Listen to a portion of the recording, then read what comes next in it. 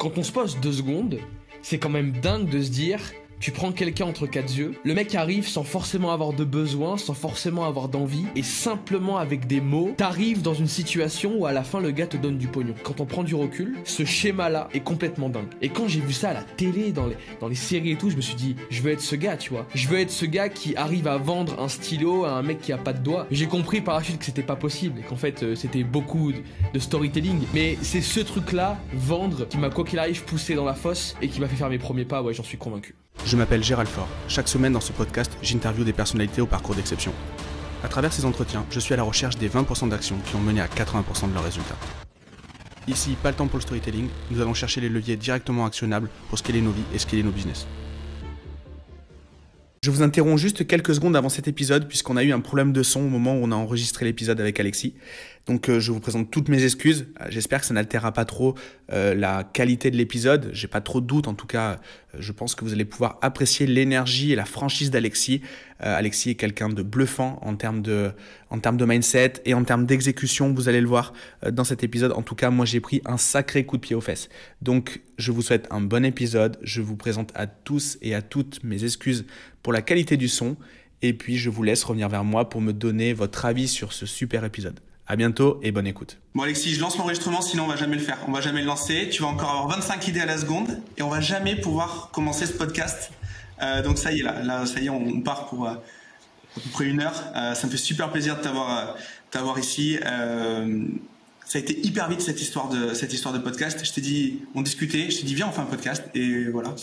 Donc moi j'adore ce genre d'organisation un peu ninja. C'est pile poil c'est ça qu'on veut quoi. Tu vois. C'est ça qu'on veut. Comment vas-tu Alexis ? Écoute, j'ai la grande forme. Ce qui s'est même passé, c'est qu'on s'est dit à la fin du premier appel, on aurait dû l'enregistrer. Ça aurait été un premier feedback et un premier podcast. Mais écoute, on est là, c'est un grand plaisir d'être là. Je te remercie infiniment de m'inviter. Et au plaisir de discuter, d'échanger. C'est impeccable. Bah, c'est vraiment top. Est-ce que tu peux te présenter pour ceux qui ne te connaissent pas encore ? Ouais, avec plaisir. Je m'appelle Alexis. Je suis un mec qui fait de la vente, qui a fait de la vente toute sa vie. Je suis parti aux États-Unis, j'ai appris la vente là-bas. J'ai gratté au début la terre, comme les vrais gens de ce milieu selon moi l'ont fait. Donc j'ai commencé en tant que prospecteur, j'ai passé beaucoup d'appels, j'ai grandi, j'ai évolué, puis j'ai géré des sales teams, j'ai managé, j'ai consulté des groupes, etc. Et je suis rentré en France après un joli voyage aux États. Alors il y a plein de trucs qui sont passés avant, mais j'essaie de faire une belle ellipse pour que vous puissiez comprendre mon cœur de métier actuel. Je suis rentré en France. Et j'ai directement vu la dichotomie qu'il y avait et la différence de niveau qu'il y avait entre l'outre-Atlantique et chez nous sur la partie commerciale, tu vois. Et en fait, d'office, j'ai eu cette envie de me dire, la vente, au-delà de simplement être un outil qui te ramène de l'argent, comme le dit Chris Voss, traverser la route est une négociation. Choisir le bon resto, c'est une négociation. Et ce que je veux faire, et ce qu'on s'efforce à faire tous les jours avec notre écosystème, c'est pas simplement de ramener la vente sur un sujet business et make money, mais c'est aussi de ramener la vente sur un sujet global de culture. Et on veut que dans 10 ans, les Français osent aller serrer la main aux mecs à qui ils ont jamais osé serrer la main, osent demander un 50% de discount à la fin d'un repas et osent demander un surclassement quand ils vont dormir dans un bel hôtel. Et voilà, on a plein de boîtes, on fait du business, on vit la vie au jour le jour et on essaie de devenir les meilleurs. J'adore ça. J'adore ce point de vue qui change un petit peu de ce qu'on entend sur le web, certaines personnes même que j'ai reçues ici. Ce côté on vit la vie, moi j'aime beaucoup. On a plein de sujets en commun. J'ai 10 ans de plus que toi, même 12 ans de plus que toi. Mais on a énormément de sujets en commun. Et tu parlais des US, tu parlais de la vente. Est-ce que tu as eu des influences, je sais pas, des auteurs, des conférenciers, peut-être même des films qui t'ont inspiré dans ton lancement? Donc moi je suis né bègue. Je suis littéralement né bègue. Alors, enfin pas... je veux dire, c'est pas une maladie en tant que telle, mais je galérais vraiment à aligner des phrases, tu vois. Et j'ai rencontré des orthophonistes, des médecins qui m'ont dit, mec, tu pourras jamais aligner une phrase clean, nette, sans que tu ressembles à un Eman de tracteur qui déconne, tu vois. C'était vraiment très handicapant quand j'étais petit. Après, j'étais toujours ce gamin qui déconnait, faisait rire les autres. Donc en réalité, ça m'a jamais fait mal. Mais tu vois, par exemple, pour mes parents, c'était chaud parce qu'ils voyaient qu'il y avait une distance, que les gens se moquaient de moi, etc. Et en fait, j'ai été depuis tout petit fasciné, tu sais, par ces films ou par ces rediffusions de conférences où les mecs sont là, prennent le micro et où tout le monde a les yeux rivés vers ces gars, pas simplement pour qui ils sont, mais pour le fond de ce qu'ils disent. Moi, tu vois, j'arrivais quand j'étais petit à attirer l'attention parce que j'étais drôle. Je faisais des conneries, j'étais le mec au fond de la classe qui envoyait les stylos. Donc tu sais, t'es un peu vu comme la rockstar à l'école et au collège. Mais en fait, tu l'es pour les mauvaises raisons. Tu l'es parce que les gens te regardent pour la forme, pour les conneries que tu fais. Et en fait, je me suis dit, j'ai vraiment envie qu'on me regarde non plus pour la forme, mais pour le fond, pour ce que j'explique. Avoir des choses qui changent, qui racontent. Et en plus, moi, il y a un vrai truc, c'est que quand je regarde des films, je suis mesmerized par le film. Je sais pas comment on dit en français, on pourrait dire hypnotisé. C'est-à-dire que tu vois, je me mets vraiment à la place des acteurs, etc. Et je me disais, putain, ça doit être tellement bien d'être ce gars charismatique qui rentre, qui impressionne tout le monde et tout. Et j'ai eu une seconde de réflexion et je me suis dit, mec, si tu veux faire ça, il y a un sujet, c'est de commencer à réussir à parler sans répéter les mots 54 fois dans la phrase, tu vois. Et c'est la première raison pour laquelle je suis parti aux États-Unis, parce qu'en fait, tous les grands films que j'ai vus, Wolf of Wall Street, les rediffusions de séminaires, c'est à l'époque où j'ai rencontré sur YouTube Tony Robbins, Grant Cardone, etc. Bah, c'était cette époque où je me suis dit, ok, ces gars-là ont un vrai truc à nous apprendre. J'arrivais pas à trouver en France des égéries qui me donnaient vraiment envie, tu vois, de leur ressembler et de me dire, ce gars-là m'inspire et j'ai envie de ressembler à ce mec. J'en ai trouvé aucun. Par contre, dès que je me baladais sur YouTube US, je trouvais des dizaines de mecs qui m'inspiraient, à qui je voulais ressembler, autour desquels je voulais graviter. Et moi, l'une des plus grosses influences de ma vie que j'ai eues au sujet de la vente, c'est de très très loin Grant Cardone, je pense. J'ai eu la chance de vendre ses produits parce que j'étais dans un call center qui était affilié à Cardone University. Et c'est vraiment, selon moi, de très loin, pour n'importe qui veut apprendre la vente et qui a la chance d'être bilingue, le mec qu'il faut écouter, parce qu'il va te faire, quoi qu'il arrive, changer de vie. Après, ouais, j'ai lu beaucoup de livres, etc. Mais tout ce que j'ai fait, toutes les boîtes que j'ai créées, tous les business que j'ai effectués, je les ai selon moi effectués grâce au déclic que ce mec m'a apporté à travers ses vidéos, ses livres, les conférences que j'ai faites avec lui, les coachings que j'ai la chance de faire avec ses équipes, etc. etc. Cardone, c'est le gars qui a changé ma life de très très très loin. Je suis complètement fan de ce mec-là. Il a connu les bas, les abysses. Puis aujourd'hui, il est qui il est. Je recommande à tout le monde d'aller voir, même s'il est ultra mainstream. Peut-être qu'il y a certains qui connaissent pas.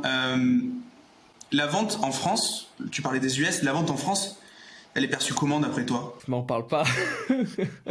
c'est notre combat de tous les jours, tu vois. Et c'est ce que je disais au début. En fait, je pense que pour avoir une bonne réflexion autour de la vente, il faut pas prendre la vente simplement comme un business ou comme un outil qui te permet de générer de l'argent. Il faut vraiment prendre la vente comme une culture, comme elle l'est par exemple aux États-Unis. Aux États-Unis, quand tu arrives à l'école primaire, tu as show and tell. Show and tell, c'est le mercredi matin. Tu viens raconter ce qui s'est passé dans ta semaine, tu viens vendre un objet à tes camarades. Et en fait, quand tu as 8 ans et que tu commences à raconter des histoires, à storyteller, à essayer de vendre un paquet de mouchoirs ou à raconter une histoire folle avec des émotions de ce qui s'est passé durant ton week-end, tu comprends très vite que la vente, au-delà d'être une technique, ça peut être une culture, tu vois. Et donc, écoute, la vente en tant que technique pour générer de l'argent dans des boîtes, en France, elle est catastrophique, mais elle est quand même existante. Il y a des coachs, il y a des consultants, il y a des sales teams. Ça génère vraiment de l'argent, quoi qu'il arrive. Et les boîtes se débrouillent toujours pour trouver et pour recruter des gens à l'étranger, pour les former en France. En général, faut pas trop se faire souci à ce sujet parce que les boîtes sont là pour être rentables et elles trouvent toujours le moyen de trouver des personnes intéressantes.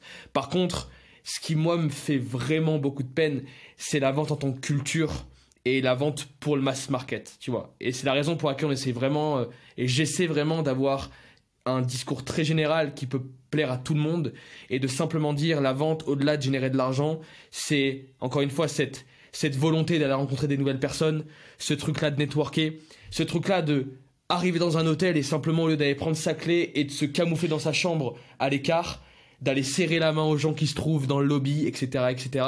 Et je trouve que par contre la vente sur ce sujet-là, drague de rue, raconter des histoires, on dit souvent que tu sais, il raconte des belles histoires. En gros, ça veut dire strictement que c'est un menteur. Les vendeurs sont pris pour des escrocs absolus. Donc en fait, il y a un très gros challenge sur la vente en France d'un point de vue mainstream. Ça, c'est clair et net. Je veux dire, il y a une culture en France qui est dramatique à ce sujet. Les gens ont des idées reçues, des stéréotypes au sujet de ce marché-là. Par contre, dans les boîtes, alors nous, on fait notre maximum pour essayer de l'implémenter, de le faire progresser et de le faire avancer. Dans les boîtes, la vente existe, mais je pense que le vrai sujet pour que la vente réussisse à devenir, peut-être pas comme aller aux US, tu vois, mais que les gens comprennent, s'intéressent, fassent l'effort, c'est simplement de réussir à la vulgariser auprès du plus grand nombre et leur expliquer que la vie est rien de plus que de la communication. Les échanges, on est des personnages sociaux, tu vois. On échange toute la journée, c'est le seul truc qu'on fait, que ça soit par voie orale, par écrit, par des sourires, par des regards. Toute notre vie est simplement rythmée par des échanges avec les autres. Et le jour où tu arrives à contrôler tous ces échanges-là, tu peux être convaincu que ta vie change. Et je pense que c'est le gros sujet sur lequel on devrait tous se focus, à savoir, au lieu d'apprendre aux gens à lire et à écrire, apprendre aux gens à communiquer et à influencer. Même si ça peut être des fois vu comme le grand méchant loup, tu vois. Ouais, influence et manipulation, ce titre a tellement été mal traduit. Enfin, il a été traduit comme il fallait le traduire, mais sa traduction est tellement péjorative, alors que ce bouquin est un chef-d'œuvre même de, j'ai envie de dire presque de mindset presque. C'est pas que de la technique pour vendre ou pour marketer quelque chose. C'est ultra important dans le développement d'un entrepreneur ou du moins de quelqu'un qui a besoin de convaincre un autre. Je suis 100% d'accord. Et c'est un vieux bouquin. C'est ça qui est incroyable. On n'était pas nés, hein. On n'était pas nés quand c'est sorti. Mais c'est incroyable. Et tu vois, moi, ce qui me fascine le plus avec ce bouquin, c'est que c'est l'un des seuls bouquins au monde où tu le lis comme une encyclopédie. Après, tu sors dans la rue et tout ce que tu as lu dans le livre apparaît devant toi. Tu vois une vitrine, tu dis, ok, là, il y a de l'autorité, là, il y a de la preuve sociale. Et ça change littéralement ta perception du monde, tu vois. Ad vitam aeternam. J'adore ce bouquin. Pour moi, c'est vraiment une étape obligatoire. Et même si on fait pas de la vente, pour comprendre en fait la prise de décision, comprendre la persuasion. On parlait justement lors de notre premier call de l'industrie du coaching de la vente. Et on est très vite arrivé à dire qu'il y avait une partie, c'était des coachs avec les dents qui rayent le parquet. Et il y a une autre partie qui est plus grosse d'ailleurs en termes de volume et en termes de représentativité des coachs, qui est la vente pour solutionner ces problèmes perso, c'est-à-dire je suis un ultra introverti, ok, apprends la vente. Je n'ose pas prendre le téléphone, ok, apprends la vente. On avait un avis tous les deux assez critique sur ça, moi je ne vais pas le cacher, mais à côté de ça, quand on regarde le truc, quand tu nous racontes ton histoire de bégaiement, on reboucle un petit peu là-dessus.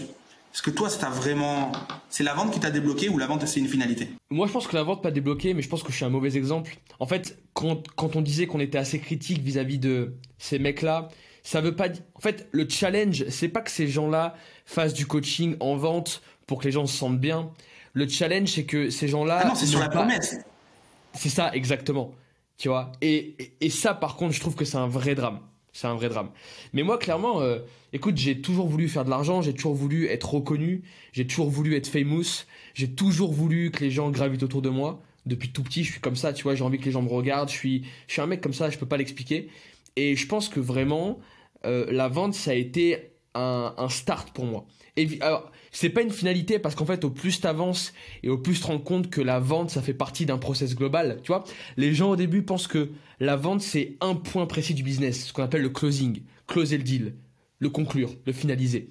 En fait, la vente, c'est une énergie qui ne s'arrête jamais.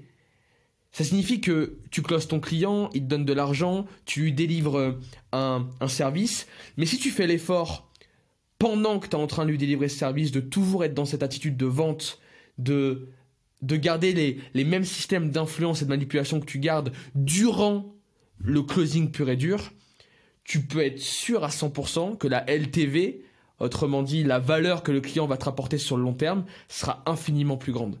Donc moi, ça a été, dans tous les cas, c'est sûr et certain, un point de départ pour moi, de me dire, je veux apprendre à vendre. J'aimais parler, mais je ne savais pas parler. C'est une grosse dichotomie, tu vois. Et je me suis dit, je suis fasciné par ces gars qui disent quelque chose. Enfin, quand on se pose 2 secondes, c'est quand même dingue de se dire, tu prends quelqu'un entre 4 yeux, le mec arrive sans forcément avoir de besoin, sans forcément avoir d'envie, et simplement avec des mots, t'arrives dans une situation où à la fin le gars te donne du pognon.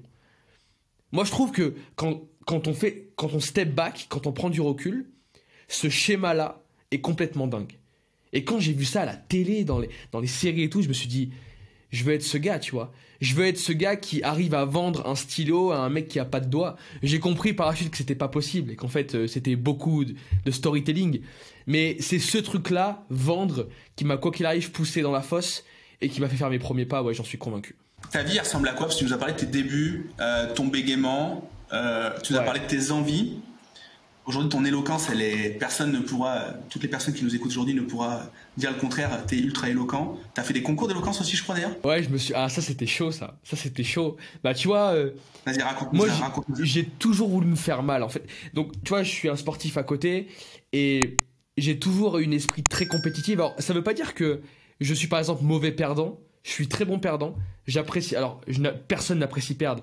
Mais quand je perds, je suis pas là en mode ah putain, etc. Je suis ok. Le mec a été meilleur. Qu'est-ce que je fais pour progresser? J'ai réussi à avoir ce mindset-là. Par contre, ce que j'adore, c'est la perfection dans chaque domaine. Par exemple, tu vois, moi, je pars du principe que l'entrepreneuriat, disons que le sujet numéro 1 de l'entrepreneur, c'est de faire de l'argent.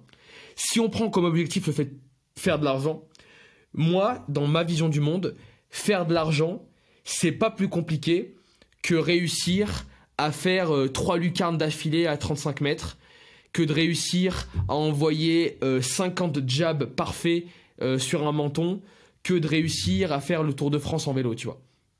En fait, juste pour dire que, selon moi, la vente et faire de l'argent, c'est simplement un domaine parmi plein d'autres domaines qui est juste beaucoup plus controversé en France au vu de notre culture.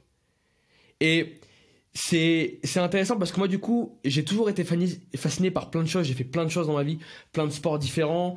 Le premier argent que j'ai gagné, je l'ai gagné en étant joueur professionnel sur jeux vidéo. C'était les premiers euros que je gagnais. Mais en fait, tu vois, dès que je m'intéresse à un sujet, j'ai toujours envie de me dire, je me pousse et j'ai envie d'apprendre des meilleurs. Et je suis le mec je fais du tennis une fois dans ma vie. Je vais passer 5 heures sur YouTube à essayer de capter, à regarder des tutos, comment servir, comment faire un revers, comment faire un coup droit parfait. Et j'adore ça, la technicité dans tous les sujets, être bon, être un expert et apprendre des meilleurs. Je me suis dit, mec, tu veux apprendre à parler, tu veux être éloquent, ah bah t'as un objectif à te fixer, t'en as pas 15. Et l'objectif à te fixer, c'est faire le concours.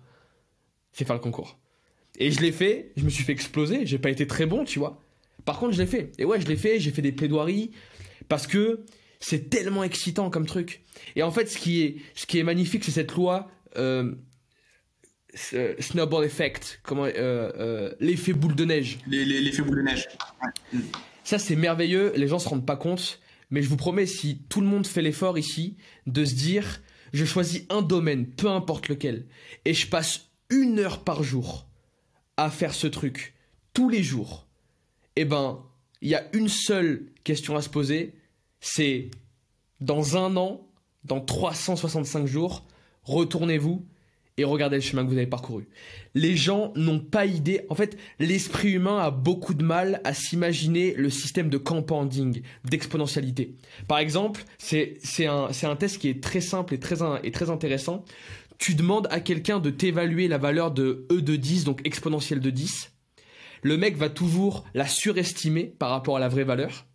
Et tu lui demandes d'estimer exponentielle de 100, le mec va toujours la sous-évaluer par rapport à la vraie valeur. Parce que le cerveau humain a beaucoup de mal à comprendre le système de l'exponentialité. Et si tout le monde fait cet effort de se dire, je prends un sujet qui m'intéresse, je le fais 1 heure par jour, toute l'année en mettant de la fréquence, en étant récurrent à ce sujet, à la fin de l'année, tu sais, c'est la loi des 10 000 heures. Tu deviens quelqu'un, peut-être pas d'incroyable, mais tu maîtrises un sujet correctement, t'es bon là-dedans, alors qu'en réalité, t'as passé que 1 heure par jour à le faire.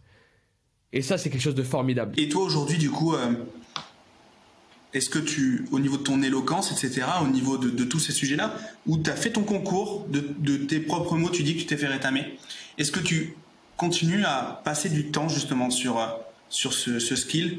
Est-ce que tu passes à autre chose? Est-ce que tu as plutôt tendance à avoir des lubies? Moi, je suis un mec à lubies, tu vois. Je pourrais me passionner pendant 6 mois sur un truc et ensuite passer à autre chose et complètement, voilà, ne pas oublier ce que j'ai appris, mais oublier en tout cas que ça devient une lubie. Est-ce que toi, t'es obsessionnel sur ces choses-là? Ah, c'est intéressant. Je connais beaucoup de mecs comme toi. Moi, sur l'éloquence, comme c'est mon métier, j'ai la chance aujourd'hui de le faire, en fait, de l'entraîner intuitivement toute la journée. Parce que je suis toute la journée en appel, je fais des conférences de partout en Europe. Donc tu vois, c'est devenu mon métier, enfin une partie de mon métier. Mais ouais, j'ai sorti mon téléphone pour te le montrer. Tous les jours, comme tu le vois, après 4 p.m., il y a un truc, je sais pas si vous le voyez, mais ça s'appelle Reading.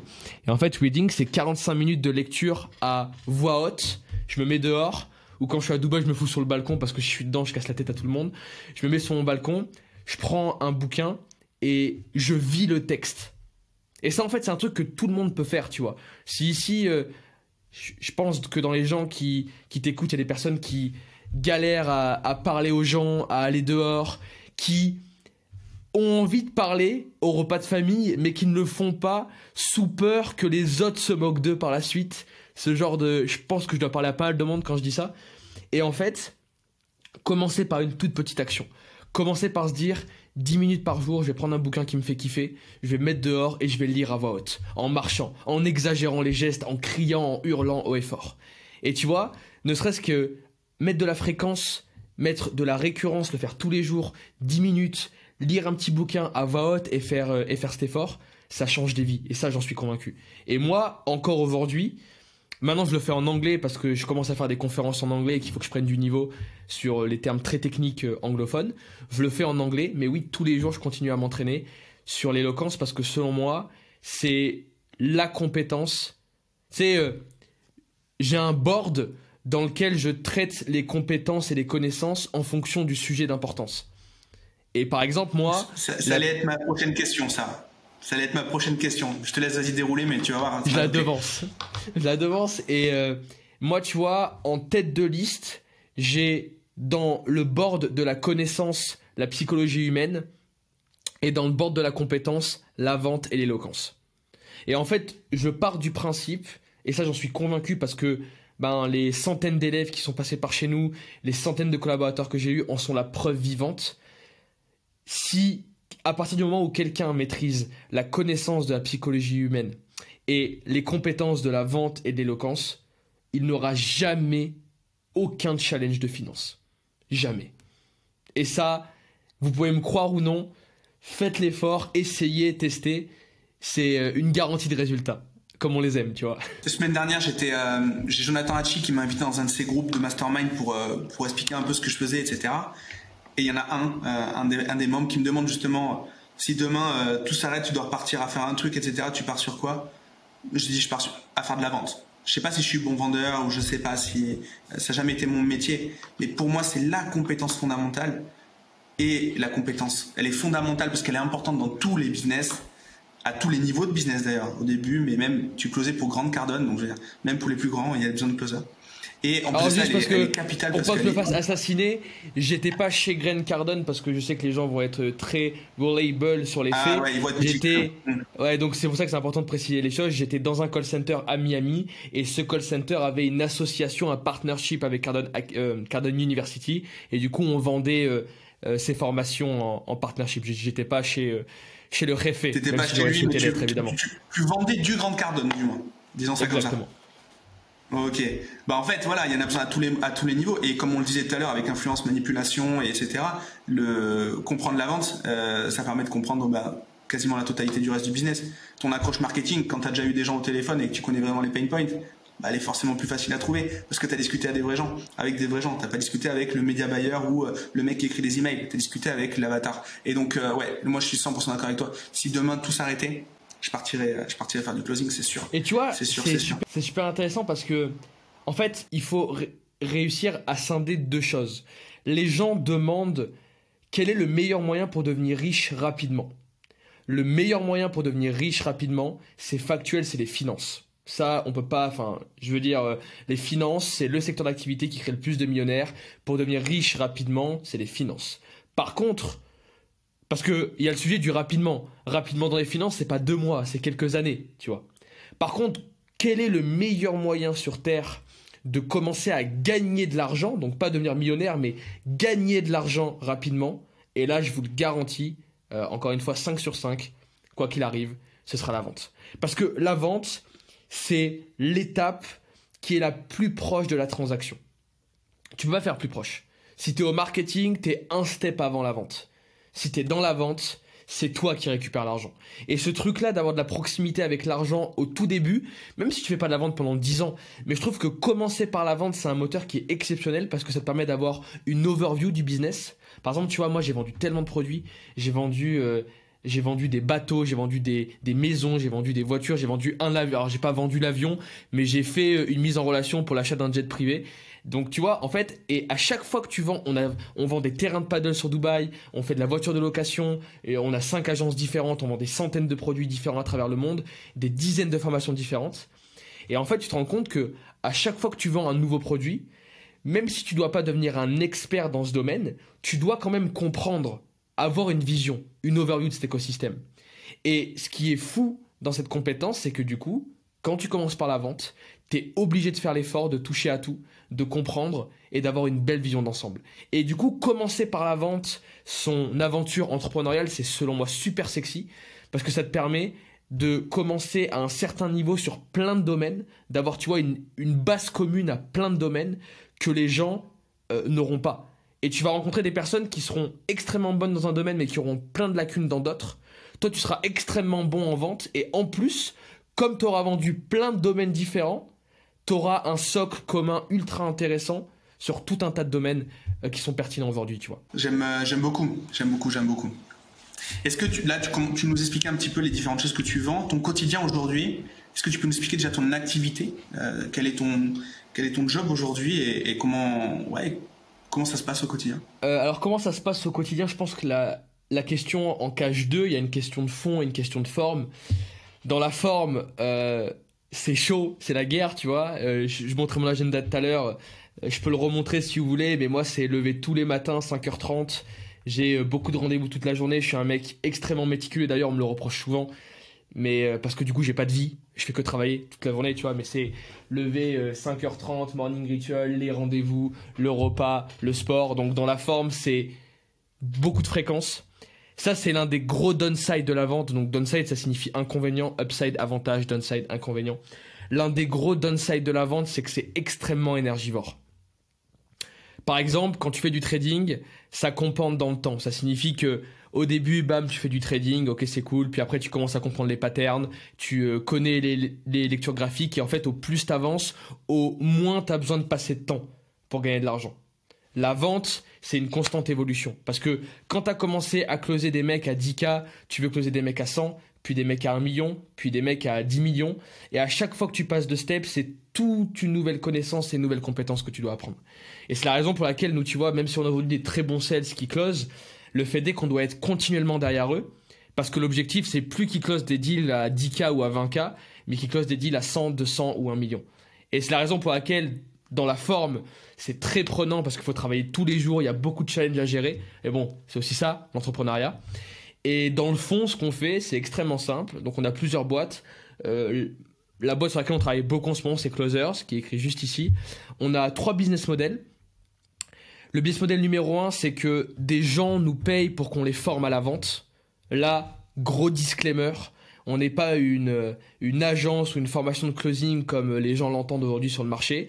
Nous, les stats, c'est simple. Sur 100 personnes qui rentrent chez nous, il y en a entre 10 et 20% qui restent au bout d'un mois.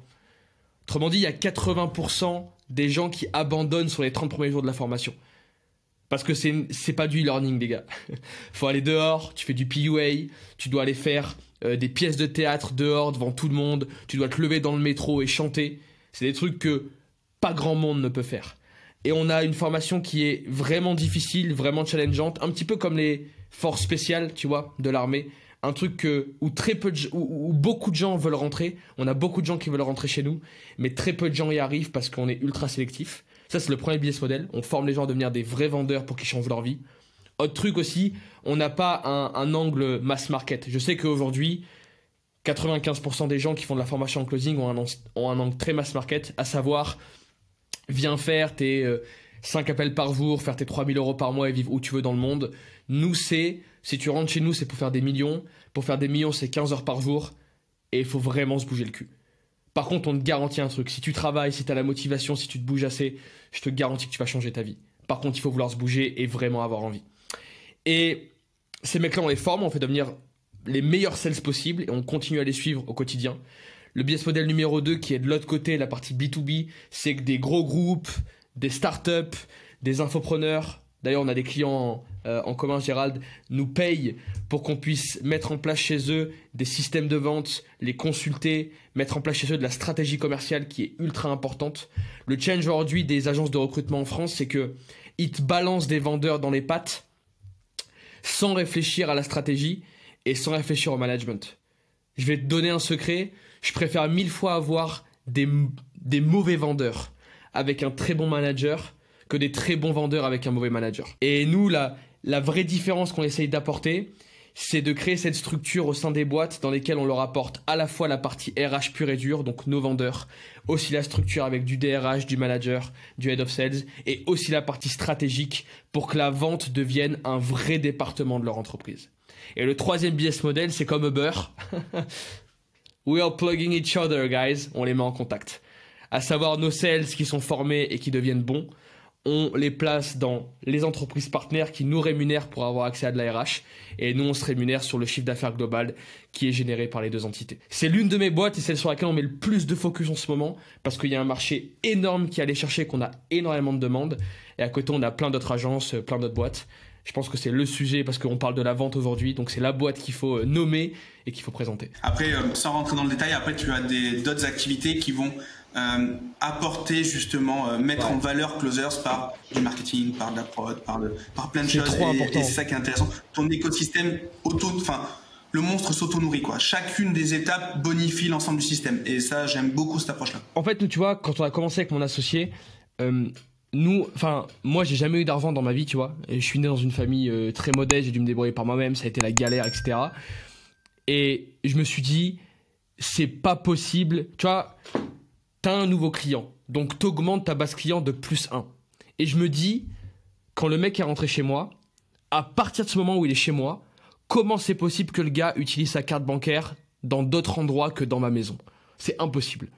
Et tout mon sujet, ça a été de dire, quand quelqu'un rentre chez moi, comment est-ce que je fais pour que 100% de ses dépenses passent par mon TPE à moi, mon terminal de paiement personnel, et que ça soit moi qui prenne une commission là-dessus.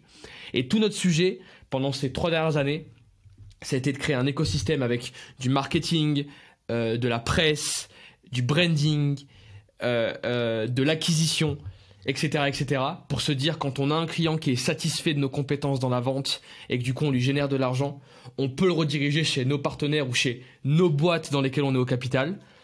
Et les mecs sont super contents parce qu'ils ont une seule personne à qui... Tu sais, ce qui est très relou quand tu travailles avec des partenaires, c'est avoir 50 000 interlocuteurs différents.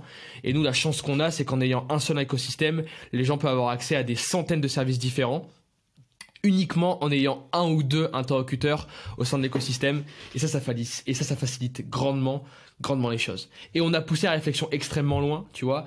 On a une boîte de location de voitures sur Dubaï. C'est tout con, hein. Mais regarde, nous, on a peut-être, 200 clients qui sont des clients qui gagnent relativement très bien leur vie. Après, on a des milliers de petits clients, mais des clients moyens et gros, on en a plus ou moins entre 200 et 500. Tous ces gens-là vont au moins une fois par an à Dubaï. Tous. Et ben, au lieu de les envoyer louer une voiture de merde à un concurrent qu'on ne connaît pas, on achète une voiture, ils nous la louent, ça nous fait gagner de l'argent. Ils sont super contents parce que on met un chauffeur qui vient les chercher directement sur le tarmac de l'aéroport, etc., etc. Et les mecs, ils sont comme des oufs. On a fait pareil pour les scooters des mers, on a fait pareil pour les buggy avec notre associé. Et c'est juste merveilleux, tu vois, de se dire qu'en fait, quand t'as de l'argent et de la liquidité, tu peux créer un vrai écosystème, c'est le nom, dans lequel les gens ne sont pas prisonniers parce qu'ils sont très contents d'y être, mais en tout cas ont très peu de chances d'en sortir, tu vois. Et l'objectif, c'est d'avoir des restaurants, d'avoir des hôtels pour, en fait, à terme, pouvoir manger à tous les râteliers. Et manger à tous les râteliers, ça devrait être pris comme une très bonne nouvelle. Les gens disent, ah, lui, il aime manger à tous les râteliers. En mode, c'est ultra péjoratif. Non, putain, manger à tous les râteliers, c'est ce qui te garantit la santé, de pouvoir prendre soin de ta famille et d'avoir de l'argent à vie, en fait. Et justement, ces décisions, tu les prends comment par opportunisme comme. Alors l'opportunisme, pareil, c'est hyper mal perçu. Moi, je le prononce pas négativement l'opportunisme. Mais est-ce que c'est des deals qui se font parce que tu rencontres une personne, tu t'associes, ça se fait, etc. Ou est-ce que tu arrives à avoir un plan quand même des choses qui sont importantes d'avoir dans ton écosystème? Non, c'est vraiment. Et puis d'ailleurs, ça, c'est un truc qui m'énerve. Moi, j'ai fait une interview récemment et je me suis presque embrouillé avec un mec du chat qui disait, ouais, comment il dit ça en français? Le shining effect, l'objet brillant. Ouais, L'objet brillant. l'objet brillant. Ça, c'était fou parce que moi, je trouve que l'objet brillant, c'est le meilleur effet du monde. Je trouve que c'est le meilleur effet du monde. Intéressant. Et moi, au vu du pognon qu'on a fait en NFT, les gars, je vous garantis que le Shining Effect, c'est un bête d'effet et que je suis très content. Et en fait, les gens l'interprètent mal. Évidemment que c'est pas bon de changer toutes les semaines de business model. On est clair là-dessus. Par contre, s'entêter toute sa vie dans un business model qui vivote sans se dire je rentre dans les nouvelles tendances, je rentre dans les nouveaux schémas de pensée et je fais l'effort de me mettre à jour, de continuer à apprendre et de continuer à être curieux, c'est le meilleur moyen de crever. C'est le meilleur moyen de mourir sur le marché. Et en fait, ce que j'encourage vivement les gens à faire, c'est d'avoir un revenu stable, une boîte ou un revenu ou un job, que sais-je, qui vous rapporte un revenu stable et sécuritaire, mais que tout le reste doit être la question de vous poser comment est-ce que je chope le meilleur objet brillant qui soit dans le moment. Et moi, tu vois, c'est très intéressant parce que j'ai deux types d'amis dans le business. Enfin, deux types de connaissances, de potes. J'ai ceux qui ont uniquement des business très long terme, très range, et qui des fois prennent des petites opportunités comme les NFT, etc. Tu vois. Et j'ai d'autres gars, et moi ces gars ils m'impressionnent toujours, et pourtant ils sont très riches, hein, qui n'ont pas de business. Et c'est des mecs qui travaillent pas pendant 6 mois de l'année. Il y a une opportunité qui sort, ils font all-in pendant 6 mois, ils défoncent l'opportunité, ils se remplissent les poches, et après ils prennent 6 mois de vacances. Moi personnellement je suis incapable de faire ça, tu vois. Je dois travailler tous les jours, mais j'ai un respect infini pour les mecs qui arrivent à avoir cette capacité de jumper et de faire all-in. Moi je pense que relier le meilleur des deux mondes, c'est vraiment se dire j'ai ce côté ultra stable. Nous on l'a grâce à nos agences où on a des clients perpétuels, de l'investissement et qui nous rapportent un fonds de roulement où on sait qu'on est sécuritaire. Et de l'autre côté, à chaque fois qu'on a une nouvelle tendance, on essaie. Moi par exemple, personnellement, dans le projet NFT qu'on a sorti, on a perdu beaucoup d'argent. On a perdu tout notre cash. On a perdu plus d'1 demi-million d'euros. Tu vois. Mais on s'en fout. Parce que le problème, ça aurait été si on l'avait fait et qu'on aurait mis 100% de notre trésor dedans. Mais en fait, si tu le fais en te disant... C'est ça, tu vois. J'ai beaucoup de chance de faire de l'argent parce que c'est un truc qui est en tendance. Et au pire des cas, si je perds, j'ai toujours mon truc de secours qui me permet de me relancer, de réessayer quelque chose ou de relancer un projet. C'est fine, tu vois. Et moi, je pense que vraiment, ce truc-là... Donc oui, pour te répondre à ta question, finalement, beaucoup de ces boîtes-là ont été créées par opportunisme. Aussi grâce au côté visionnaire de mon associé. Moi, j'ai un associé qui est vraiment très bon là-dedans. Il a cette vision de l'écosystème. Il pond une boîte en 2 jours. C'est un truc que moi, je suis incapable de faire. Mais il a une force de frappe là-dessus. Et c'est aussi lui qui a beaucoup pris ses décisions. Donc oui, beaucoup par opportuniste. Et pour répondre à ta question, qui était cachée, qui était au sujet de opportunisme positif ou négatif, moi, je trouve que l'opportunisme et le shining effect, c'est l'une des meilleures nouvelles et que tout le monde devrait se demander comment est-ce que je fais pour entrer sur la bonne tendance au bon moment et avoir le marché qui va dans mon sens. Moi, je suis 100% d'accord avec ce point de vue-là et c'est dans ce sens-là où tout à l'heure je disais qu'on avait beaucoup de points en commun. C'est sur ce côté. Il y a pour moi deux types de, je vais pas dire d'entrepreneurs, mais de personnes.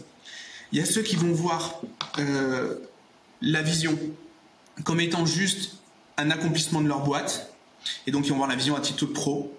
C'est pas du tout mon cas. Moi, j'adore ce que je fais et je sais que ce que je fais, c'est bien et je veux continuer à le faire. Je ne me vois pas faire autre chose, que ce soit clair. Mais ma vision, je ne parle même pas de ma boîte dans ma vision. Moi, je veux créer une putain de dynastie. Et une dynastie, que ce soit à travers du CPF, des NFT, des startups ou en vendant des trucs au marché, comme on disait avec mon tout premier associé, s'il écoute, je pense que ça le fera sourire, mais on disait, si dans tout foire, on ira vendre des olives au marché. Mais c'est pas grave parce qu'en fait, on n'a aucun enjeu là-dessus, puisqu'en fait, ce que l'on veut, c'est créer une putain de dynastie. Et donc là-dessus, moi j'ai pas de problème non plus à être très opportuniste. sur les business et parce que tout simplement il faut servir le projet et que le projet, il n'y a pas une seule ligne sur le business dans la page qui concerne le projet. En tout cas dans mon bouquin à moi. Donc, je sais pas toi comment tu vois le truc. Est-ce que toi justement ton point de la vision, comme on aime bien dire, est-ce que pour toi c'est assez clair ce concept-là? Est-ce que tu as déjà réussi à mettre des choses en place ou est-ce que tu t'en es où par rapport à ça? Pour essayer de résumer la vision en une phrase, nous ce qu'on sait, parce qu'en fait quand on parle d'opportunisme, je pense que c'est important d'expliquer ce qui est sous-jacent à l'opportunisme. Nous, comment est-ce qu'on a mis en place un raisonnement opportunisme dans notre écosystème? On s'est dit, on se fait une promesse entre nous, on ne dira jamais non. Jamais on dit non. On dit toujours oui.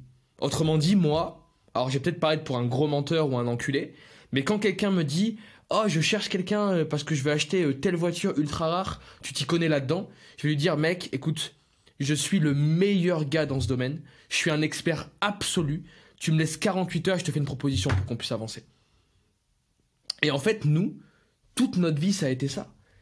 Jamais de la vie, j'aurais été destiné à faire un apport d'affaires pour vendre un jet. Jamais de la vie, j'aurais dû vendre des bateaux, vendre des voitures, vendre des maisons, vendre des gros consulting à plusieurs millions d'euros. Jamais de ma vie. Mais je l'ai fait parce que j'ai saisi toutes les opportunités.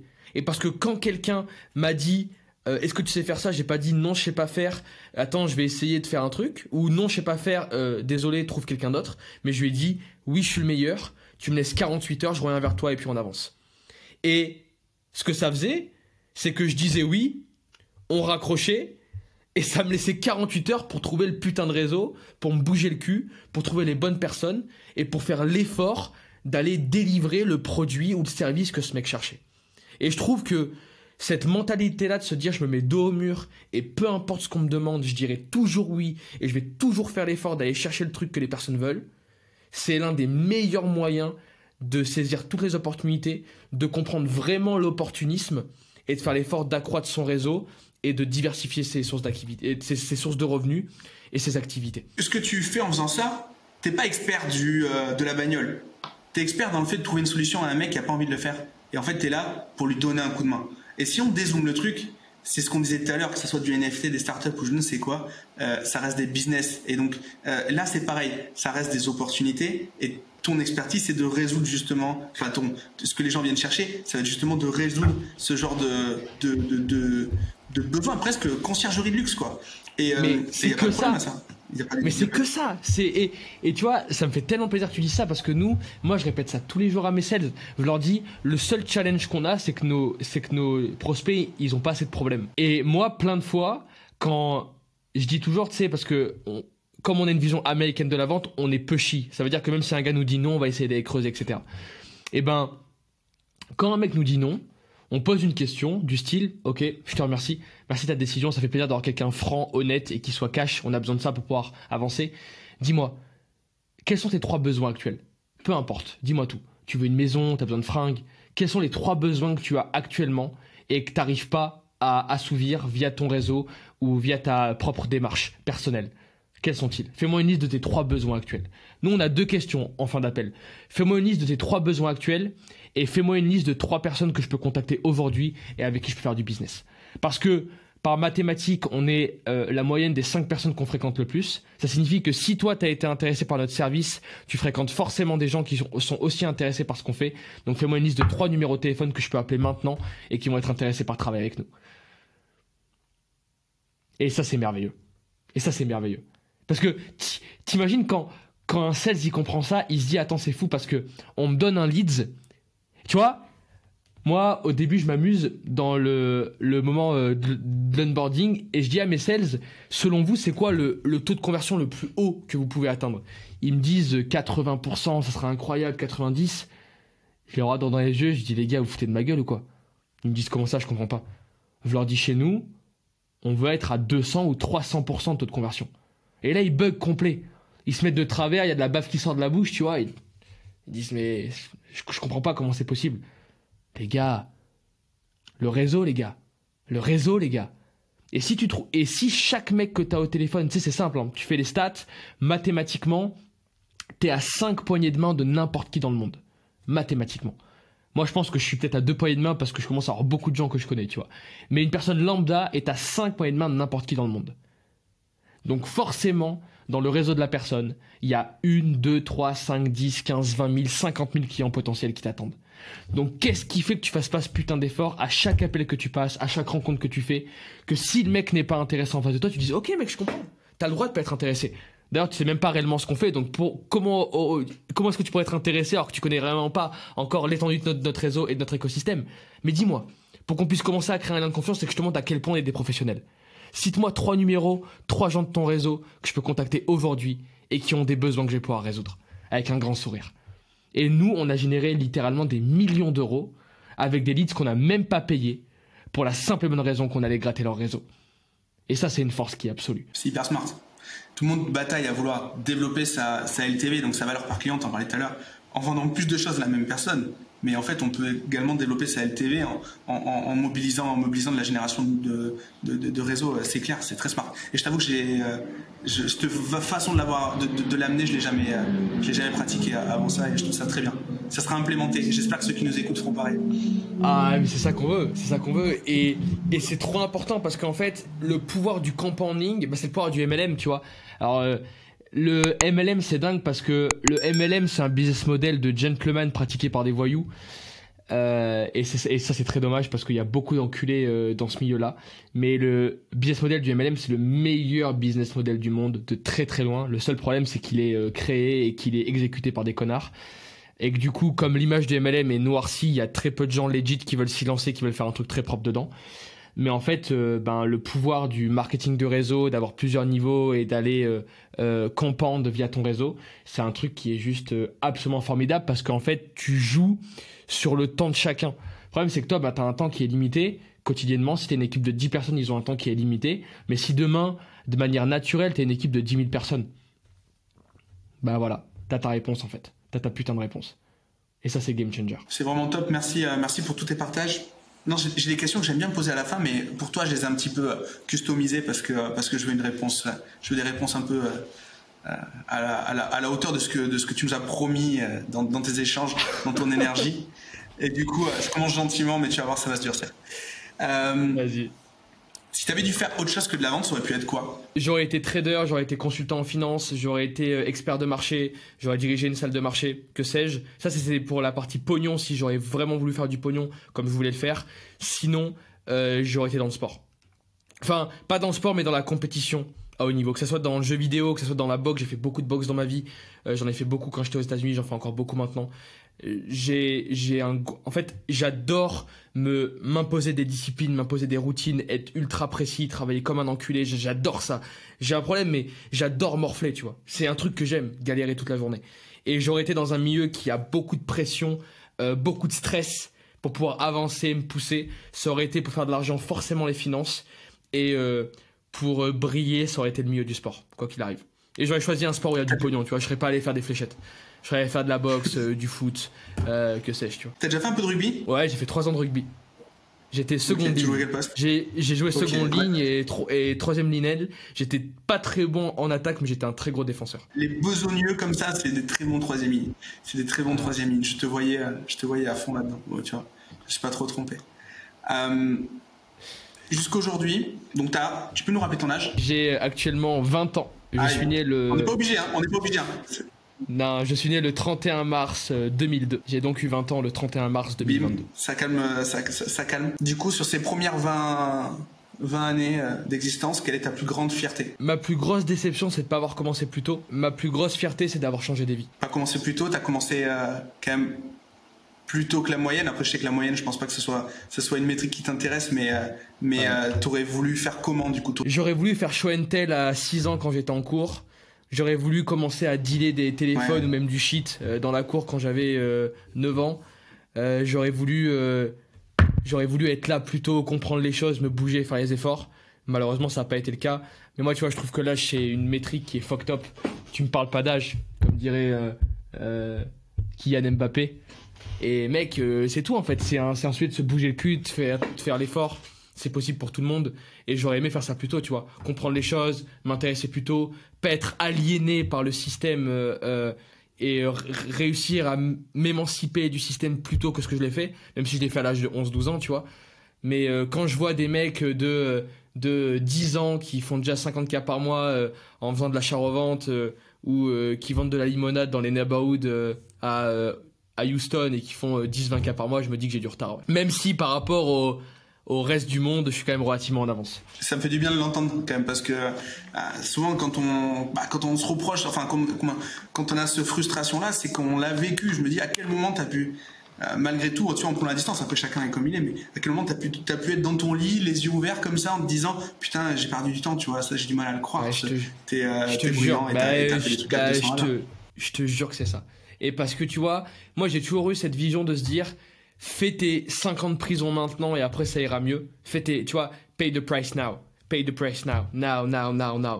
Et en fait, tu dis, comme tu campandes, comme tu vois, je suis pas un mec qui travaille sur des tendances, mais que c'est un mec qui travaille tous les jours, qui évolue, qui crée des business, qui crée des choses, qui aime ça. Je me dis, avec le pouvoir de compounding, avec le pouvoir d'exponentialité que j'ai, si j'avais commencé 5 ans plus tôt, je serais déjà proche du milliard, tu vois, sans doute. Et à côté de ça, c'est quoi ton échec préféré? Là, le dernier échec en date qui m'a fait mal au cul financièrement et qui m'a rappelé un peu d'où il venait, c'était ce projet NFT. 1 demi-million, ça, tu les sens passer quand ils sortent, tu vois, et qu'ils reviennent pas. Mais c'était un échec merveilleux parce que ça m'a rappelé que t'as beau avoir le vent en poupe, t'as beau avoir toi tout qui te réussit, du jour au lendemain, toi aussi tu peux essuyer un échec et que c'est pas pour autant qu'il faut se laisser dépasser, qu'il faut repartir à l'attaque, resserrer les dents et puis réavancer. Et ça m'a permis de vraiment me détacher de l'argent et de me dire qu'au final c'est juste un outil et que tu joues avec et que si tu perds, si tu gagnes, c'est le game et qu'il faut pas avoir peur de ça, quoi. Est-ce que du coup toi qui vis à Dubaï ou qui vit une partie de l'année, est-ce que tu as fréquenté beaucoup le monde justement des NFT? Est-ce que justement là maintenant, une fois que c'est quand même un petit peu calmé, est-ce que tu as un avis? Est-ce que si on devait débriefer justement cette hype du NFT, tu pourrais nous dire quelque chose? Écoute, c'est comme toutes les hypes. Il y a eu dans un premier temps 99% de scammers pour 1% de bons projets. Pour la simple et bonne raison que ça a été un marché dans lequel il y a eu énormément de liquidités injectées à un moment donné. Et c'est toujours pareil, hein, quand une bulle gonfle, t'as toujours les pickpockets qui essayent d'aller aspirer le bout de savon qui leur appartient. Et donc ouais, dans un premier temps, c'était énormément de projets scam. Enfin, pas du scam. Il faut que j'utilise les bons termes, mais parce que scam c'est quand même du pénal, donc non. Mais des projets qui n'avaient mais des projets qui n'avaient pas pour but de délivrer l'entièreté de leur roadmap ou de faire gagner de l'argent à leurs clients.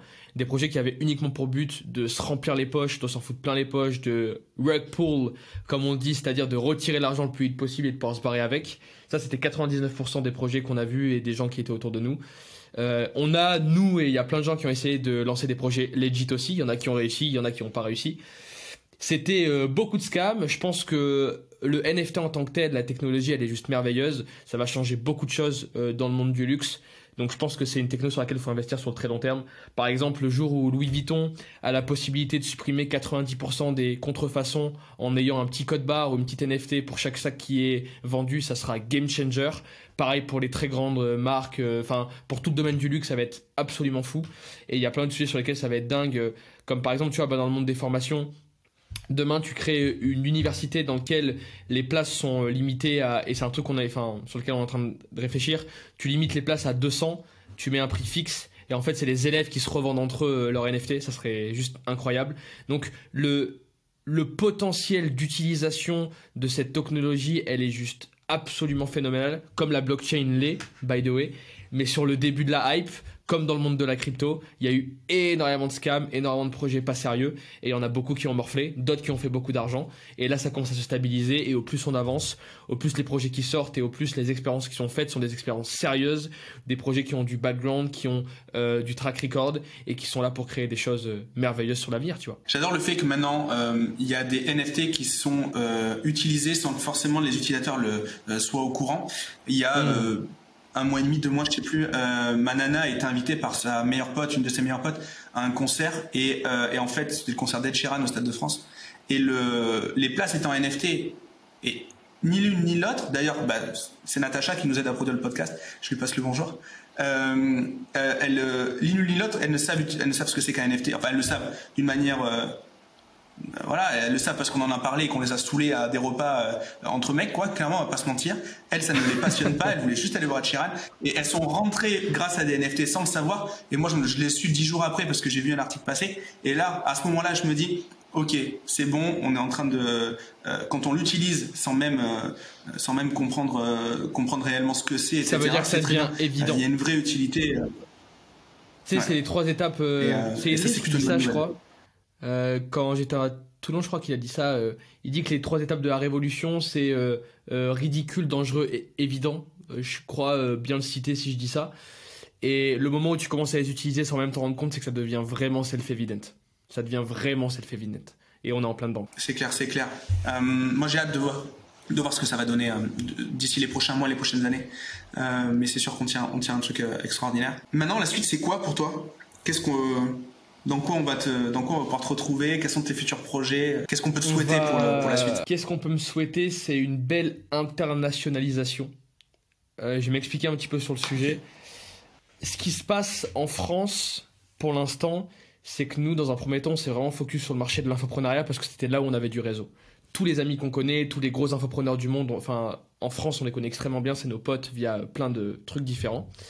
Et le challenge, c'est que ces gens-là ont besoin de vente, c'est sûr, ils ont besoin d'apprendre à vendre, d'avoir un système de vente ultra qualitatif, etc. Mais c'est pas ceux qui ont le plus besoin. Parce qu'en réalité, quand tu es entrepreneur, tu as quand même besoin, parce que quand tu es entrepreneur, en général, tu lèves pas de fonds, tu commences from scratch, tu dois benchmarker, tu dois commencer à la mano. Et donc ces gens-là, même si c'est pas des extrêmement bons vendeurs, ils ont tous fait quand même l'effort d'aller chercher un petit peu de thunes, d'aller gratter un petit peu, et ils comprennent comment fonctionne la transaction. Par contre, les grands groupes et les startups en France, c'est un délire. Surtout les startups. Aujourd'hui, le monde de la startup en France, c'est je sors de HEC, je passe à la BPI, je présente un business plan, je lève 500 000 euros.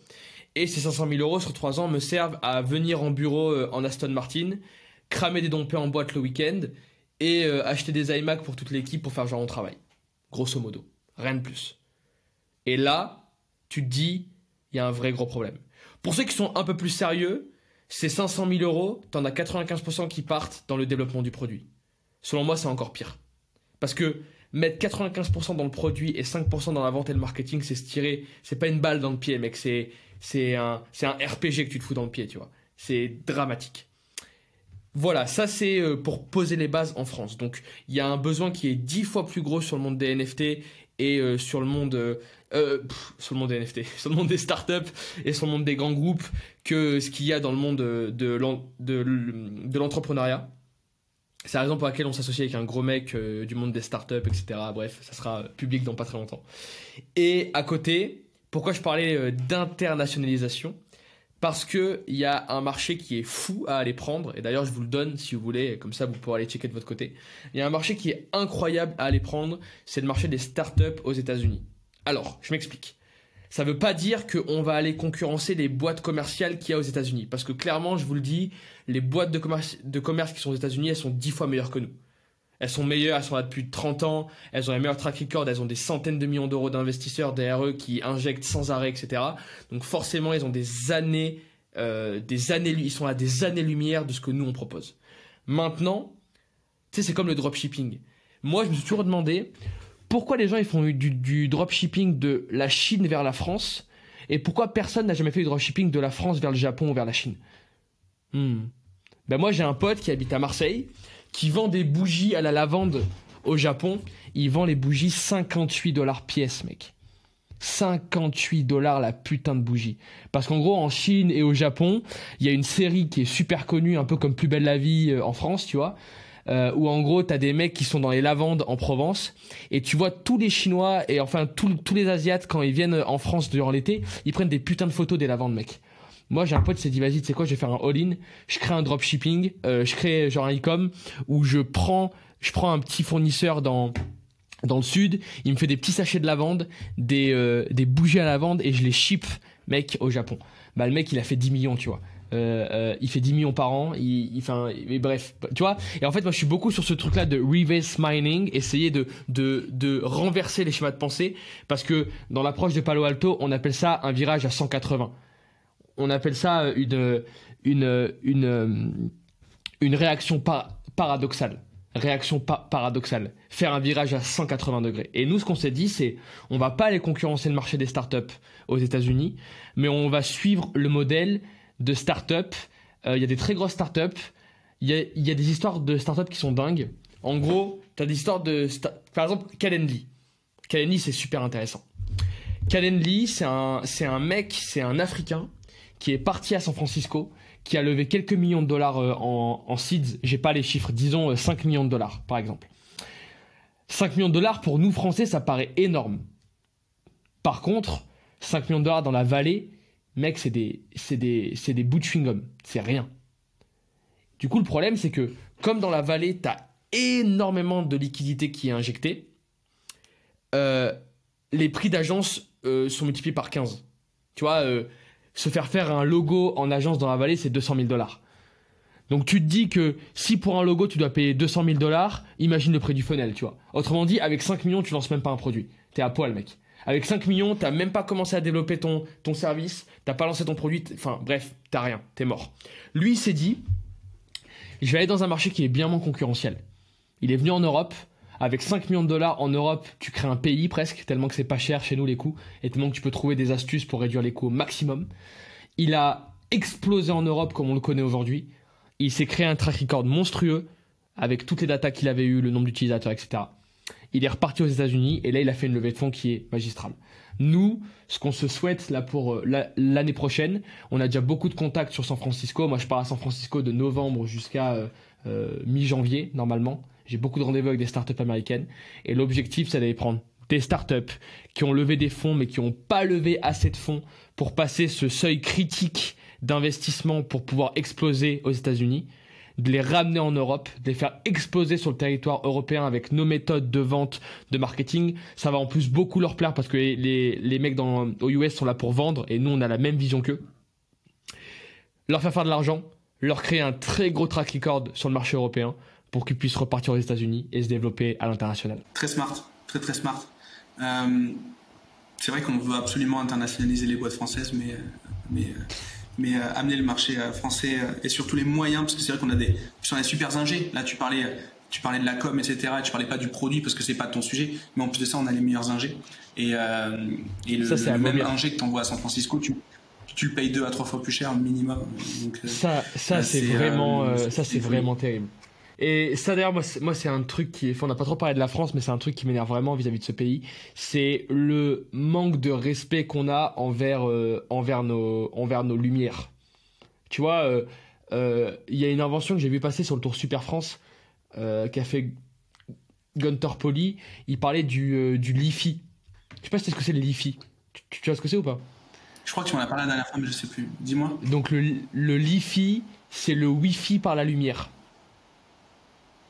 Ah non, c'est pas... ouais, okay. C'est monstrueux parce que ça signifie que tu peux avoir du Wi-Fi qui passe directement par des néons. Ça veut dire que t'as pas besoin de te connecter au Wi-Fi. Donc dès que tu places ton Mac sous le néon, bam, t'es caché en Wi-Fi. En plus de ça, comme tu fais passer ça par des photons, t'as un débit qui est 1000 fois plus élevé. En gros, t'as une fibre fois 1000, genre t'as un truc 1000 fois plus puissant que la fibre, c'est genre monstrueux.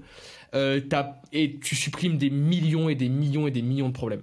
Moins de pollution, etc. Moins de danger, etc. Parce que t'as pas d'onde radio qui te vient dans la gueule. Comme c'est de la lumière, c'est beaucoup plus protégé que... Eh ben, dis-toi que cette invention, c'est une invention qui est française, mec, qui a été sortie dans un bureau d'études français. Et devine quoi? Guess what, man? Les Français l'ont pas du tout développé. Et ce mec-là... je crois qu'il y a ces droits de création qui ont été rachetés par un pays genre les États-Unis, et c'est aujourd'hui les États-Unis ou un autre pays du monde qui commercialise cette solution, alors que c'est une solution qui est miraculeuse et qui est une solution qui vaut littéralement des centaines de milliards à l'échelle mondiale. Et ce genre de truc, ça arrive tous les jours dans notre putain de pays. C'est aussi la raison pour laquelle on a vraiment envie d'apprendre aux gens à se vendre, à discuter, à parler. Le problème des ingénieurs en France, c'est qu'ils sont extrêmement techniques, mais qu'ils savent pas parler. C'est des putains de top, mec. Ils arrivent pas à se vendre, ils s'arrivent pas à faire ça, à se mettre devant, à dire hey man, hey, come on man, j'ai ce nouveau truc qui va changer ta vie. Ils savent pas faire ça, tu vois. Mais le jour où ces mecs arrivent à être là-dedans, la vie changera. Et pour l'instant, bah écoute, on se fait aspirer nos talents dans le monde entier. sans avoir la possibilité d'en profiter, tu vois, et c'est bien dommage. C'est bien dommage. Je suis 100% d'accord avec toi. On pourra en parler pendant des heures. On arrive au bout de l'épisode. Est-ce que tu peux nous donner quelques liens, quelques spots où on peut suivre ton boulot, où on peut suivre ce que tu fais, si ça intéresse les gens qui nous écoutent? Ouais, avec plaisir. Le plus simple, c'est sur les réseaux. On est de partout. Moi, en général, vous me retrouvez sous le nom Just Smile Buddy. Alexis Mouly, c'est mon vrai nom, mais je m'appelle Just Smile Buddy. Ça veut dire... en gros, pour le traduire en français, ça voudrait dire hey mec, rigole mec, souris mec. En fait, ça vient d'une musique que j'aime beaucoup qui s'appelle I Smile. C'est une musique qui s'appelle I Smile. Et il y a une phrase de cette musique qui dit You look so much better when you smile. Autrement dit, tu es tellement plus beau, tellement plus belle quand tu souris. Et du coup, avec cette musique, j'ai décidé de m'appeler Just Smile Buddy parce que c'est ça la vie, c'est pas se prendre au sérieux, avancer, rigoler, mettre de l'énergie, kiffer sa life. Et c'est un peu ce qu'on essaie de se faire tous les jours. Donc, Closers, si vous voulez trouver la boîte, moi c'est Alexis Mouly, M-O-U-L-Y, comme Marco, mais pas de sa famille, ou en tout cas, on restera sombre sur le sujet et discret. Et derrière Just Smile Buddy sur les réseaux, si vous voulez me retrouver, on est un petit peu de partout et on essaye de faire le maximum pour vulgariser et mettre la vente sur un bel édifice. Merci Alexis, c'était vraiment un kiff de faire cet épisode. Merci pour ton énergie. Bravo pour tout ce que tu as fait, franchement c'est hyper inspirant et je suis persuadé que cet épisode va plaire. J'ai pas de doute. On a plein de gens qui cherchent de l'inspiration et avec toi ils vont en trouver, donc c'est vraiment top. Je te dis à bientôt parce qu'on a plein de sujets en commun, on bosse sur plein de trucs, donc on continue. On va se revoir dans très peu de temps, évidemment. Mais merci beaucoup, ça m'a fait très très plaisir de passer. Je fais très peu l'effort de venir on me demande souvent et c'est vrai que je pense que je fais pas assez d'efforts, il faut que je le fasse plus, je vais faire plus cette année. Venir partager notre vision, c'est super important. Je te remercie vraiment de donner le droit et de donner l'opportunité à des gens de venir parler, de venir s'exprimer sur des sujets comme ça, sans tabou, et de dire les choses comme ils les pensent. C'est trop important d'avoir ça en France pour que les gens puissent comprendre ce qui se passe réellement. Parce que tu vois, tu sais, c'est un peu comme sur Instagram, le problème d'Instagram, c'est que tu compares ton intérieur avec l'extérieur des autres. Et ça, c'est très compliqué. Et en fait, ce qui est super important avec ces podcasts à cœur ouvert, c'est que les gens peuvent comparer leur intérieur avec l'intérieur des entrepreneurs et des gens qui les font kiffer. Et si en toute humilité, je peux partager un petit peu de ce qu'on fait et mettre de l'énergie et dire aux gens de se bouger, que c'est possible et qu'ils peuvent le faire, eh ben, j'aurais réussi. Si une personne aujourd'hui, dans tous les gens qui vont nous écouter, peut changer sa vie, faire un effort, lire un livre, essayer un truc qui va le faire grandir, je pense qu'on aura réussi notre défi, tu vois. C'est avec plaisir et le message est passé et je souhaite la même chose à ceux qui nous écoutent. Merci beaucoup une fois de plus. Bonne journée à tout le monde. Kiffez bien, passe à l'action. Et puis n'hésitez pas à commenter et à contacter Alexis si vous avez des projets de folie à lui soumettre. Il sera vous entendre. Yes, à bientôt. yes. Ciao. Passez une belle journée.